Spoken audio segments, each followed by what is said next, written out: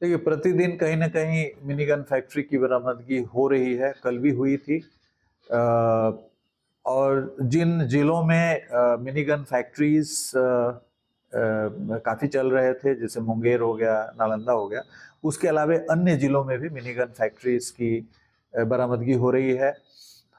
तो हमारा प्रयास है कि अधिक से अधिक शस्त्र जब्त हो। मिनीगन फैक्ट्री जो अवैध शस्त्रों का सप्लाई करते हैं, उन पर हम धावा बोले, सो दैट सप्लाई को हम लोग चोक कर सके आर्म्स का। और आर्म्स यदि है और गोलियां नहीं है तो आर्म्स किसी काम का नहीं है। इसलिए हमारा दूसरा प्रयास है कि एम्युनिशंस का जो सप्लाई है अवैध रूप से, जो नेटवर्क है, उसको हम लोग चोक करें। इस दिशा में हम लोगों ने भारी मात्रा में एम्युनिशन जब्त किया। आप लोगों ने देखा होगा, कुछ दिन पहले हम लोगों ने 7,000 एम्युनिशन भभुआ और नालंदा में बरामद किया था, जो बाहर से सप्लाई करने आ रहे थे। तो इसके अलावे जो हमारे लाइसेंसी शॉप्स हैं, जो कार्यरत हैं, करीब 150 के करीब लाइसेंसी शॉप्स हैं, आर्म्स के शॉप्स हैं, एम्युनिशन के शॉप्स हैं बिहार में।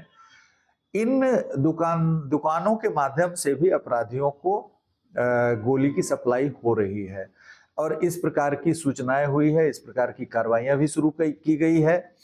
अभी हम लोगों ने एक सत्यापन अभियान चलाया है, जिसके अच्छे फलाफल आ रहे हैं और इसमें और भी सफलता मिलेगी कि यदि किसी के पास लाइसेंसी हथियार है तो उन्होंने अपनी सुरक्षा और अपनी संपत्ति की सुरक्षा के लिए शस्त्र लिया, तो जब कभी उनकी संपत्ति की सुरक्षा बाधित होगी, असुरक्षित होगा, तो वो उसका उपयोग कर सकते हैं। उन पे यदि कोई खतरा आएगा तो उपयोग कर सकते हैं। और इन दोनों ही मामलों में जब भी वो शस्त्र का प्रयोग करेंगे तो कोई ना कोई एफआईआर दर्ज होगा, कोई ना कोई सनहा दर्ज होगा, उसकी अकाउंटेबिलिटी रहेगी। लेकिन अभी देखा गया है कि जो शस्त्रधारी हैं वो गोली इशू कराते हैं, प्रतिवर्ष इशू कराते हैं कुछ न कुछ संख्या में, लेकिन उनसे ये पूछा नहीं जाता है कि जो आपने 100 राउंड लिया या 50 राउंड लिया, उसका उपयोग कहाँ पे किया, कहाँ पे आपने फायरिंग की, और उसका जो खाली केस है, एम्प्टी केस है, जो खोखा है, वो कहाँ है। तो हम लोग अब शस्त्र दुकानों से यह भी पूछ रहे हैं कि क्या उन्होंने खाली खोखा जमा किया, उसके विरुद्ध ही दीजिए। उसके बाद उनसे लिखवाइए कि उन्होंने कहाँ कहाँ प्रयोग किया, ताकि हम लोग वेरीफाई कर सके कि उस संबंध में कोई केस दर्ज हुआ है, नहीं हुआ है। यदि नहीं हुआ है तो उन पे भी हम लोग कार्रवाई करेंगे, उनके शस्त्र को निलंबित करने, कैंसिल करने का प्रयास करेंगे कि आप गोली का प्रयोग अपने जीवन की रक्षा के लिए, संपत्ति की रक्षा के लिए नहीं कर रहे हैं, बल्कि अपराध कर्मियों को सप्लाई करने में कर रहे हैं, चूंकि आप जवाब ठीक से नहीं दे रहे हैं। तो एक तो हम शस्त्रधारियों पे अंकुश लगाने का प्रयास कर रहे हैं। दूसरा, हम लोग ये कर रहे हैं कि शस्त्र की दुकान के माध्यम से यह गोलियां जा रही है। तो कुछ संकेत मिले हैं, जिसमें खगड़िया से एक व्यक्ति जो सरकारी पदाधिकारी है, उस पर भी जांच चल रही है, उस पर एविडेंस कलेक्ट किया जा रहा है कि कई जिलों से जो मृत व्यक्ति हैं, जो लाइसेंसधारी मृत हो गए हैं, तो मृत व्यक्ति तो अब शस्त्र को प्रयोग नहीं कर सकते हैं, ना गोली यूज कर सकते हैं, लेकिन उनके नाम पे, उनके लाइसेंस के अगेंस्ट में गोलियां निर्गत की जा रही हैं।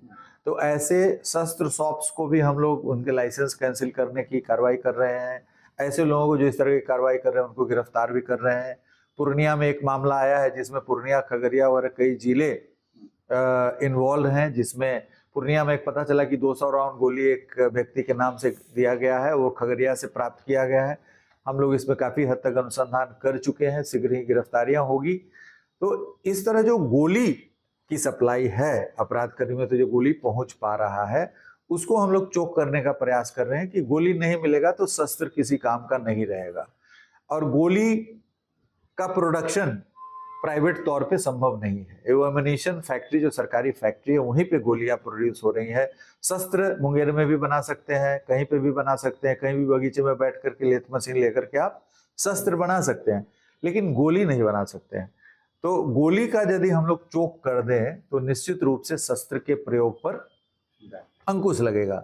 और आगे फिर हमारा जो मुहिम है कि आर्म्स एक्ट के कांडों में त्वरित विचारण कराएं और एक कालबद्ध तरीके से, जैसे अभी देखा गया कि आर्म्स एक्ट में चार्जशीट हम कर रहे हैं, चार्जशीट के बाद अभी को बेल हो जा रहा है, बेल के बाद वो फिर दोबारा उपस्थित नहीं हो रहा है, भगोरा रहता है। तो हम कोशिश कर रहे हैं अब और इसमें हमको न्यायालय से भी भरपूर सहयोग मिलेगा कि जैसे ही हम चार्जशीट करते हैं, अभियुक्त चार्जशीट भी हम 60 दिन नहीं वेट करें बल्कि 15-20 दिन के अंदर में कर दें, और जितनी कार्रवाइयां हैं सबको कालबद्ध तरीके से संपादित कराएं, और ट्रायल करा करके जब वो जेल में रहते हैं बेल के पहले ही उनको सजा करा दें। इसकी भी मुहिम अभी काफी तेजी से प्रारंभ की गई है।